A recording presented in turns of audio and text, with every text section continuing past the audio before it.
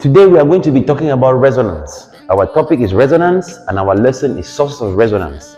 Before we talk about resonance, let us first of all understand what resonance is all about. In general terms, resonance refers to a phenomenon of vibrations or frequencies that produce a strong, amplified, or enhanced effect.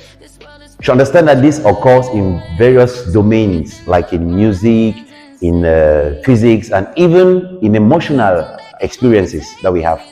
It's very important for us to understand resonance. That is going to take us into the different sources of resonance, which are the abdomen, the chest, the throat, the nasal, and the mouth sources of resonance. So when we say resonance is a vibration, frequencies, it means that the air we are going to use, we will decide where the air goes to. So I will demonstrate the first source of resonance, which we are going to say the abdominal resonance. It's very important for singers. So the abdomen will be the one to have the air, receiving the air. And as I said, when you look at what happens during the afternoon, when there are drying lines in your yard. You remember you have your yard and then you tie your lines to dry your dresses.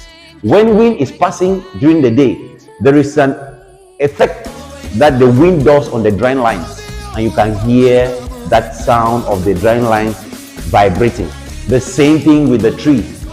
When the wind is passing, the trees, the leaves vibrate because of that air. Meaning that if there is no air or no wind passing, there will be no vibration from the wind, from the leaves, or from the drying line. The same thing with the voice. The voice is the source is produced by air.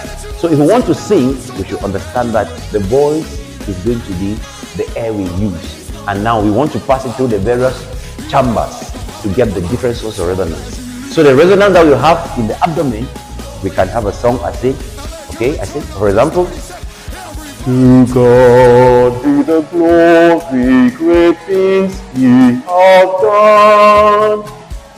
Now you see the air got into the abdomen, the diaphragm, where there was a space that I could release the air with the full sound, so you could get the difference from that. So it was to God be the glory, great things He has done. That's it. So I will go now to the chest, where the air goes to resonate from the chest. And remember, it's frequencies and vibrations that we are talking about. So the air is going to be sent through the chest and it's going to release some vibration. So I will say, to God be the glory, great things He has done. Okay, I have given some pressure because the chest is tied up, and then we say when we speak, the chest voice is where there is a mixing. So I have the air, but it comes there. So I use the high tone. So I can use the low voice that I use in the abdomen. I can say, to God be the glory, great things He has done. That is the same pitch, but now with the chest. So let's go to the next one, is the throat resonance.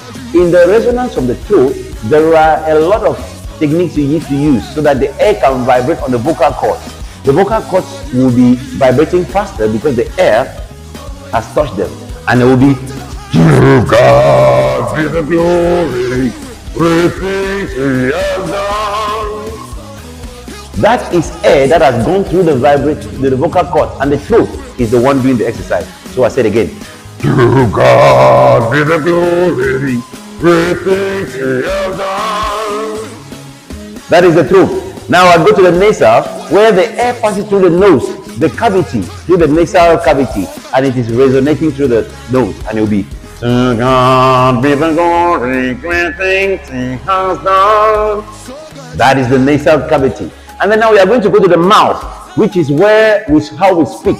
There is the sound that when we are speaking, we will have to be conscious of, because what is singing, as I said before, singing is sustained speech. So when I sing, I am just literally talking, but I get into a song. Now, if I consider the mouth resonance, I will just sing it out without any control, and the resonance will be, to God be the glory, great things He has done. It is flat and has no cohesion. It is not being coordinated. So resonance is very important as a singer. If you understand resonance, you will understand your voice. Many of us don't understand our voices, so that's why we find difficulties to sing the right things. So resonance is very important. If you have any problem with a question, go into our timeline, ask your question. We are going to answer your question concerning the resonance. Thank you. Next time. Bye-bye. I'm living proof that he'll do what he gotta do to get to you, please.